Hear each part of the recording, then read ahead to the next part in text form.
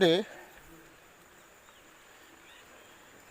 we will study about the rest part of lesson first of class 11, the portrait of a lady.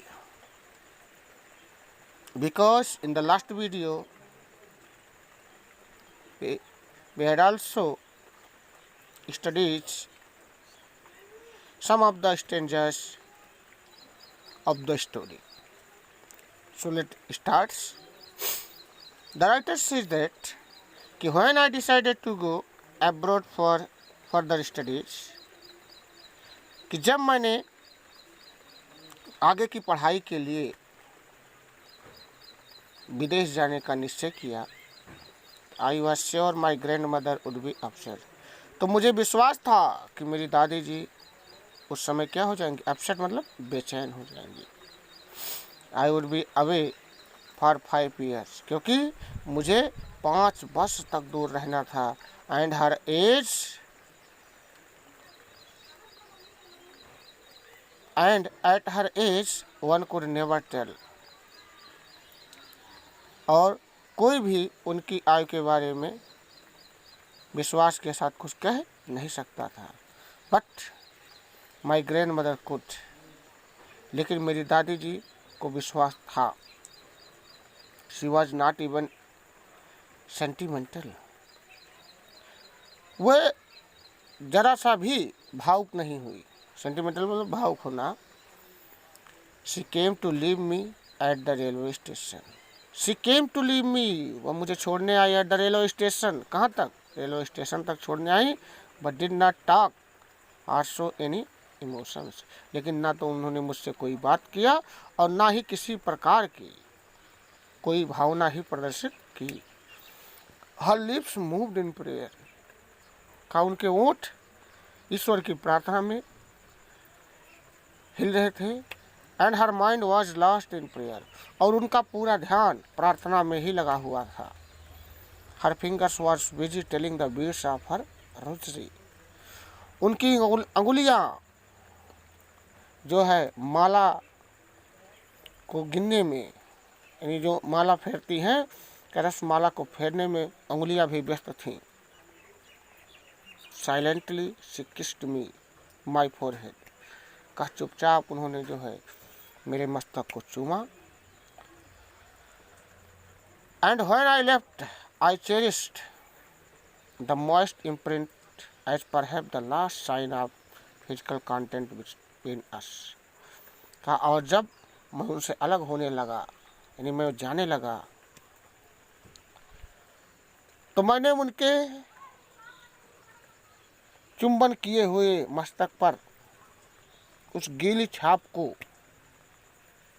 अपने साथ एक याद के रूप में इस प्रकार सजो लिया कि मुझे ऐसा लगा कि मानो मेरे और उनके बीच का एक लास्ट यानी अंतिम जो है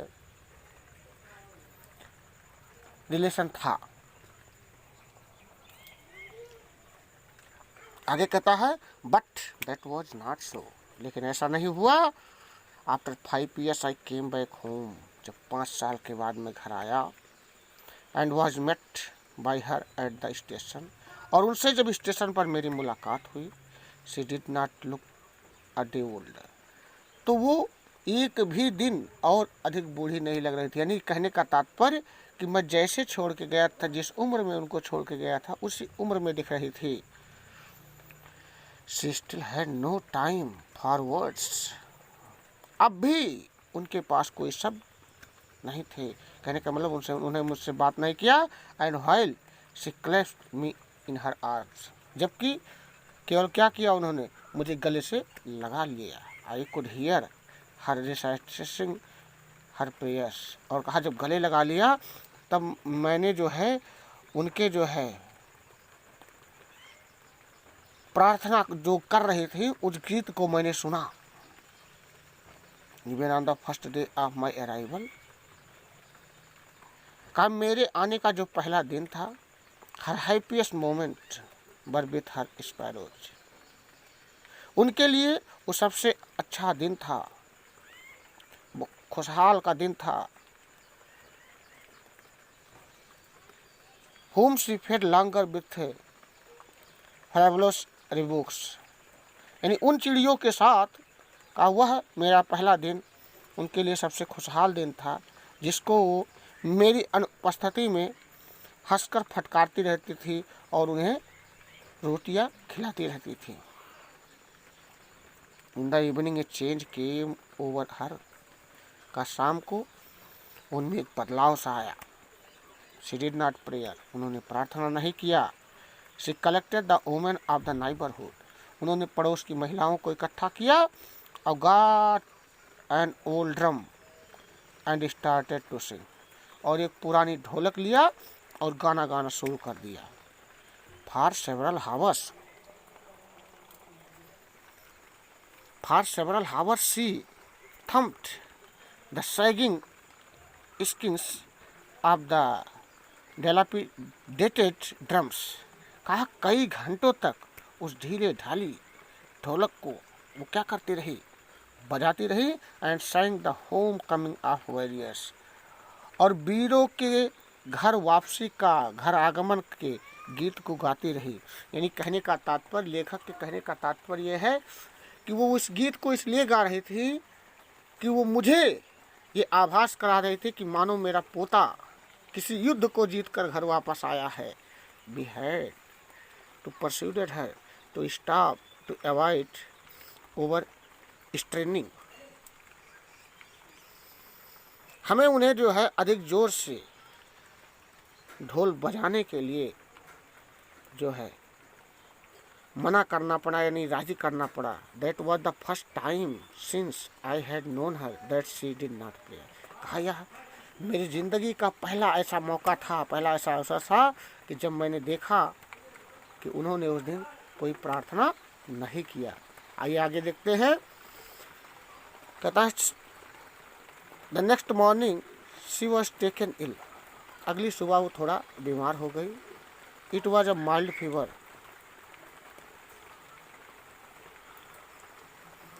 वो एक हल्का सा बुखार था। And find that it would go, and the doctor told that it would go, doctor advised it would go, और डॉक्टर ने हमें बताया कि ये क्या हो जाएगा, थोड़ी देर में समाप्त हो जाएगा, नहीं ठीक हो जाएंगे। But my grand mother thought differently, लेकिन मेरी दादी जी का विचार बड़ा अलग था। She told us that her and was near, उन्होंने हमें बताया कि उनका अंत अब बहुत निकट आ गया, उनके जीवन का अंत अब बहुत निकट आ गया है। said that since only a few hours before the close of the last chapter of her life, और उन्होंने ये भी कहा कि आने वाले कुछ घंटों में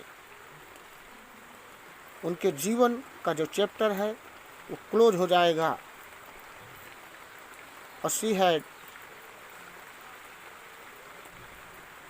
omitted to prayer, और उस क्षण वो प्रार्थना करना भूल गई। She was not going to waste any more time talking to us, इसलिए अब वो उनके साथ बात करके अपना समय नष्ट करना नहीं चाहती है। यानी कहने का मतलब बचे हुए समय में वो ईश्वर की प्रार्थना करना चाहती हैं। We protested but she ignored our protest, हमने विरोध किया उनकी इस बात का, लेकिन उन्होंने उस पर ध्यान नहीं दिया। She lay peacefully in bed praying telling her beads, वो बिस्तर पर शांत पूर्वक लेटकर प्रार्थना करने लगी और जो है माला को फेरने लगी। Even before we could suspect, इससे पहले कि हम संदेह करते, हर लिप्स स्टॉप्ड मूविंग, उनके ओंठ हिलना बंद हो गए। And the room fell from her lifeless fingers, और जो माला था उनके उस निर्जीव अंगुलियों से नीचे गिर गया। The peaceful pallors spread on her face, उनके चेहरे पर जो है पीलापन सा फैल गया। And we knew that she dead, और हमें एहसास हो गया, हमें पता चल गया कि अब वो क्या हो गई, उनका देहांत हो गया, यानी वो मर चुकी थी। We lifted her off the bed and as it customary, कहा जैसा कि हमारे यहाँ जो रीति रिवाज था, हमने उन्हें उनके बिस्तर से उठा लिया और laid her on the ground and covered her with a red shroud, और उन्हें ज़मीन पर लिटाकर लाल कपड़े से यानी कफन से उन्हें क्या किया, उनको ढक दिया। After a few hours of morning we left her alone to make arrangement for her funeral, का कुछ घंटे दुख व्यक्त करने के बाद हम लोगों ने उन्हें अकेला छोड़कर उनके जो है दाह संस्कार के कार्यों में व्यस्त हो गए।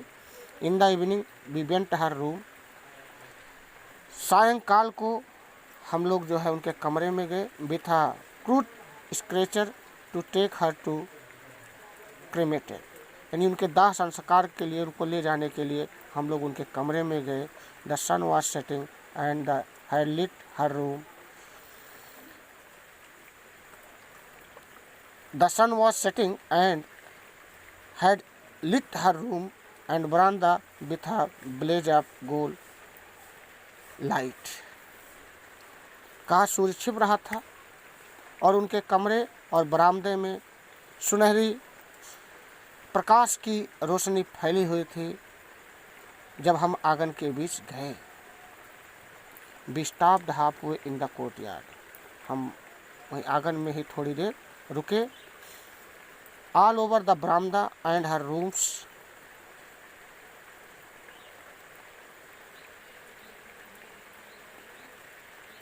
इन up to where she lay dead and still wrapped in red shroud, का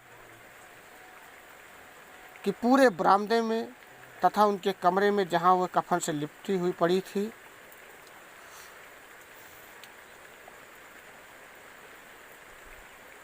thousand of sparrows scattered on the floor, हजारों चिड़िया जो है उनके पास उसे बरामदे में आकर बैठी हुई थी। देयर वॉज नो क्रीपिंग, लेकिन वो चिड़िया चहचहा नहीं रही थी। We left sorry for the birds and my mother scattered some breed of thieves, हमें उन चिड़ियों पर बड़ा दया आ रहा था। तब मेरी माता जी जो है ब्रेड के रोटी के कुछ टुकड़ों को जो है उसके सामने फेंकती हैं। She broke it into the little crumbs, उन्होंने उस रोटी को टुकड़े को छोटे छोटे टुकड़ों में तोड़ा। And the way my grandmother, जिस तरह से मेरी दादी जी करती थी, and threw it to them, और उनके सामने फेंक दिया। The sparrow took notice on the bread, लेकिन चिड़ियों ने उस रोटी के टुकड़ों पर ध्यान नहीं दिया।